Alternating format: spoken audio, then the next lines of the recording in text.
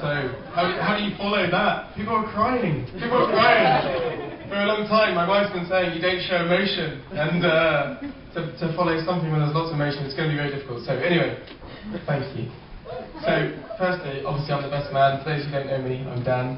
I met Stuart just after 2001, 9/11. I thought it'd be a good opener. It was a very important milestone in my life at that time. Stuart and I had things in common. We both went to university together. But before that, Stuart went travelling to Australia, and I did too. We both did the same kind of tour. You know, kind of go up the coast and start sort of talking about Australia and saying no worries. And Stu turned up university, and I don't know if for those who went to university, it was very much the same sort of thing. Where you sort of send in your application form for where you want to live, and then you kind of get thrown in with a random guys. And Stuart probably had massive expectations after going all over Australia, and then next thing you know, he gets thrown into halls of residence in Coventry University, a flat of 6 people, mature students. It was him, Stuart, and 4 students, geeks, myself included, from the School of Mathematical and Information Sciences. It's embarrassing. And Stuart, wow, he knew stuff. Like, he was the guy. I don't know what the upbringing is like in Tring. I mean, actually, I've got a bit of a deal. I've spoken to these guys quite a lot. But yeah, very much he was experienced. He knew stuff. I knew about HTML, and this was 2001. I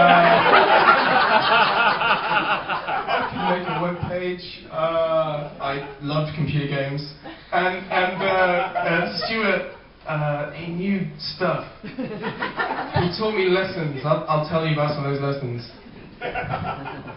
Firstly, 19-year-old Stuart Kendall showed me that if your boxer shorts are dirty, it's okay to keep wearing them.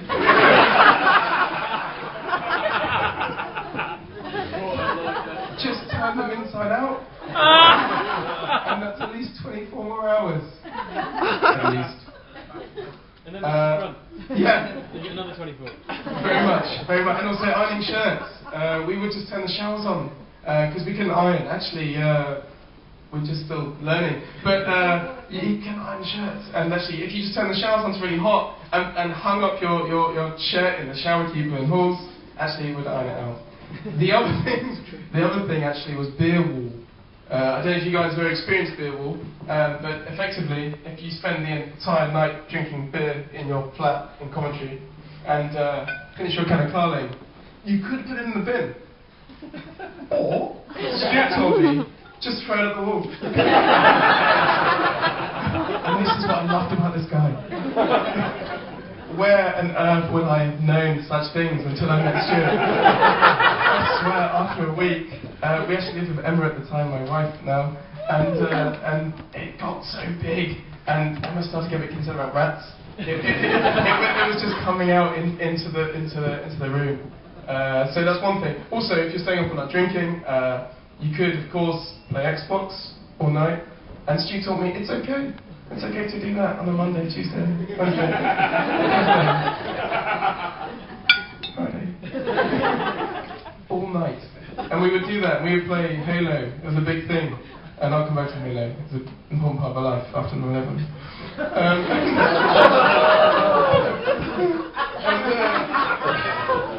If you stay up all night, I don't know if you've ever done that, really stay up all night. You get to about 8 AM and you think,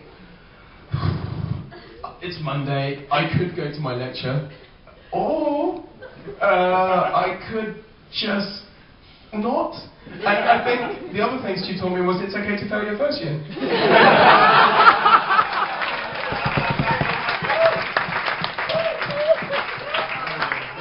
And there may be 1 or 2 people in the room who know about careers and recruitment, and it's okay, according to Stu. And first year, we can drop that, we can let that go. 4 years on your CV might look like you did sandwich or you did some voluntary work. I definitely definitely don't fail your second year. And not many people know this, but we came dangerously close. One morning, I still remember it. Do you remember? I remember the phone call. I called Stu and said, shit. It's after 9 o'clock. I said, shit, I'm dangerously close to failing. I've just been told I might have failed my second year. And I did computer science, it's hard, right? And she said, I should say that, Dan.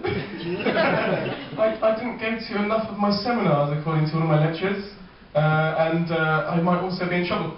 Anyway, somehow we got around that. I have no idea why. They probably saw that we had enough credits and spent enough that it was okay. It was good for the university that we just carried on. Also, ultimate wingman. Stu knew about women. As I said, I didn't. I'd spent a lot of time with computers, and Stu K, don't worry, it's not going there. Stu K turned up, he knew stuff I didn't know.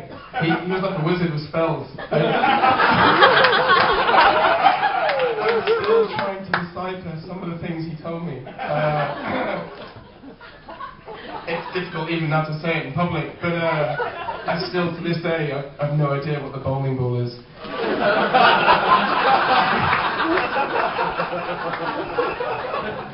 Austria's personal favourite is and someone has it.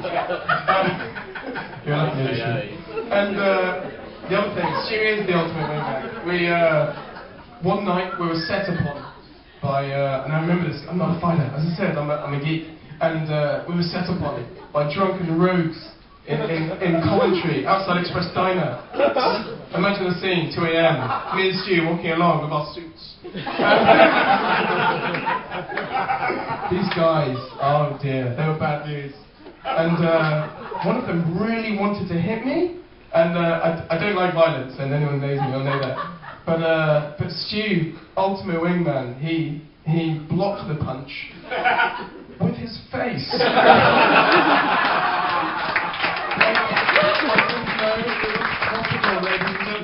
But Stu taught me a lot of things, as I said. And there's one more thing I'd like to say Stu taught me, actually. We used to go to, you know how Americans, they go to the lake on their spring break and all that kind of thing. We used to go to Port Coffin, which was a camping venue in Cornwall. It was some crazy times. Morgan, definitely don't catch the blue bubbles in the fire.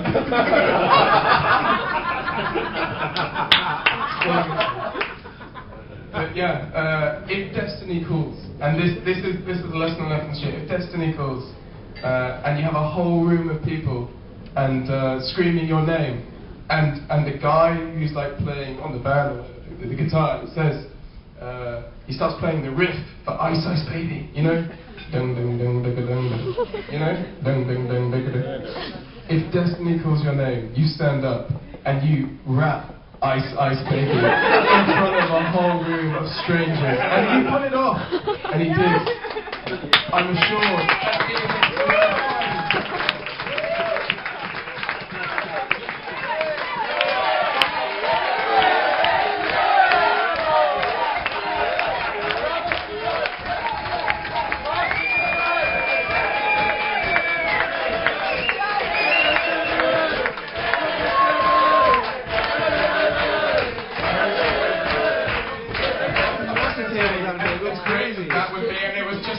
It was just like that.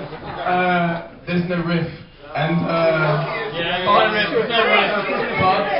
I made sure it was on the soundtrack later on. And DJ Morgenstein has it, and he can't do that music, can he? Can you get out that? No. Okay. Doesn't mean Destiny won't call again later on tonight when Andy plays it. And it was really impressive, by the way. Everyone has their moment. But he hasn't always been this cool. I was doing some digging, and I thought, oh, come on. Was Stuart always this cool? Did he always know this stuff? He told me originally, actually, when we first had that sort of chat of getting married, and he wants to be a best man, and he said to me, I think I'm going to choose you, because because obviously Stuart is the oldest and dearest friend to Stuart, without doubt. And to me, I just want to say a big shout out for Stuart being MC.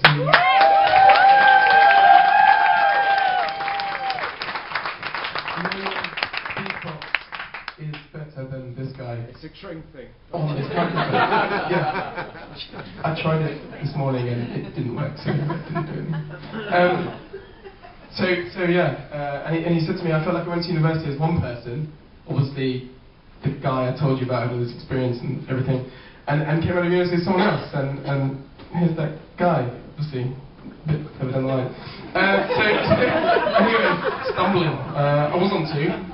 Card 2, and I'm looking for card 3. Youngster. So, we've already had Michael Howard.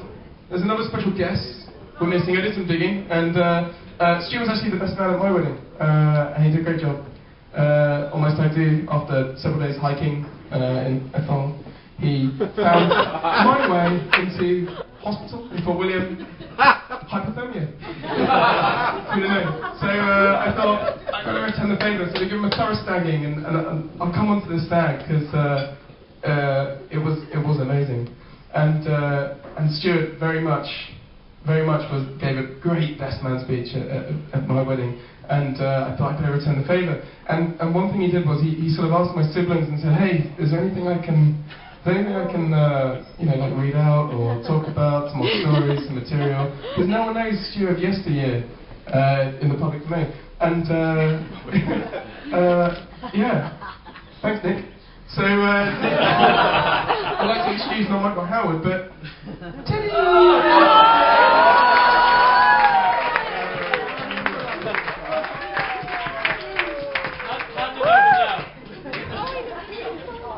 His name, obviously depends on the great and naming.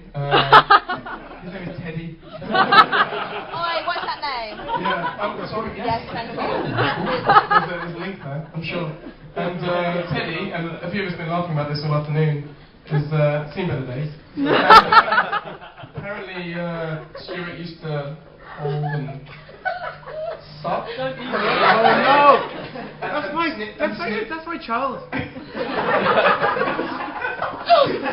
and sniff the ear. Oh! Stop it! Dan, stop, please. Okay, I'll do that.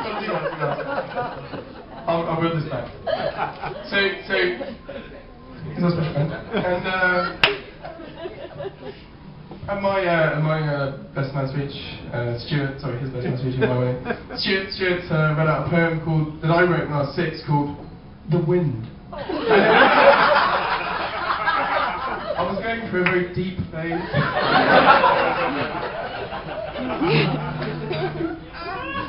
So I said to Nick, come on, what do you got? And here we go. Ladies and gentlemen, this is genuinely from Stuart's hand. I'm not making this up. It's original. Is he even written Stu?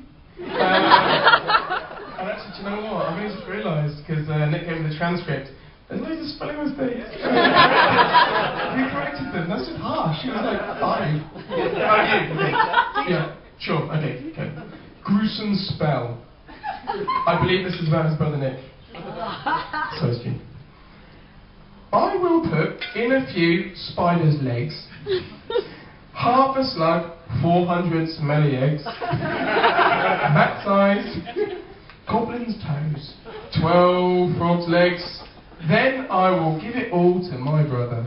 That's it. That's all we got.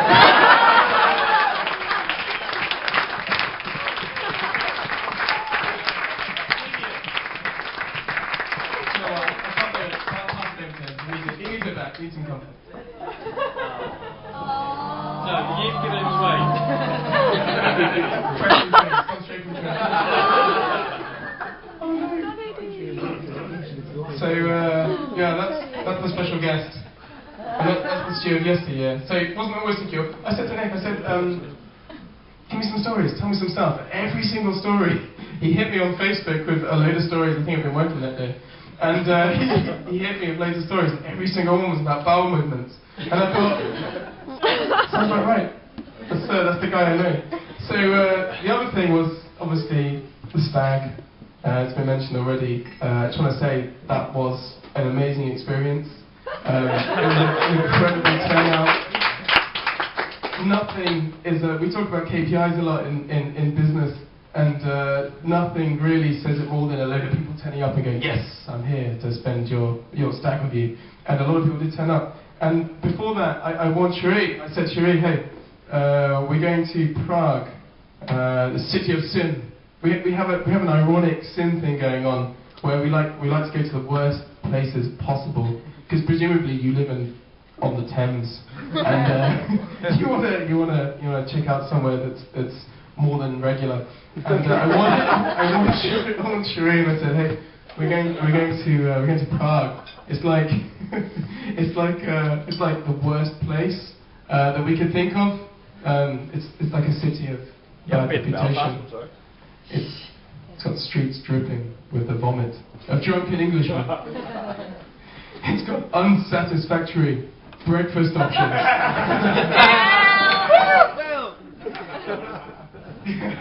It's got restaurants with mandatory service charges. Hostels without towels. Obviously, no towels. I hope no one brought a towel this weekend. Don't bring a towel. And I said to Shrey, hey, what are the ground rules? You know, we're going away and 18 people, she's very popular, we're going to a crazy place. What are the ground rules? And she said, there's one rule. We're trying to preserve what he's got left, so do not cut his hair.